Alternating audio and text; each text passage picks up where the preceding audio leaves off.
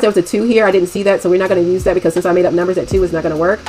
But so if I want to know the voltage across the 6 and the 3, I can come back down here to where they were in parallel.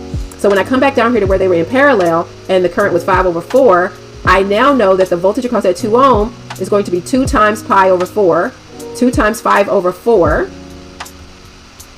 is 10/4 or 2.5 volts. So that means the voltage right here is 2.5 volts.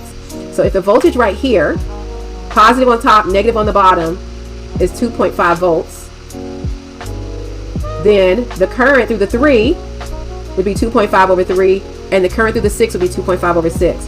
I told you I wanted to do the law of conservation of energy on this problem though, so I'm going to come down here and insert another page and show you what that means. So it was 2.5/6 amps. So let's look at how I check my work. I use thank you for the heart me, Michael.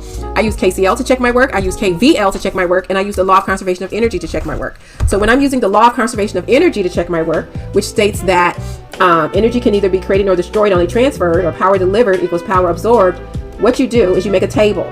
And I make a table and I put all my elements on it. So I'm gonna have 10 volts on here, 10 ohms on here, 2 ohms on here, 4 ohms on here, 6 ohms on here, and 3 ohms on here, okay? And I make my students do this on their exam sometimes, because when you do this on your exam, it's how you check your work.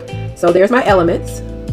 One column is the voltage, one column is the current, and one column is the power.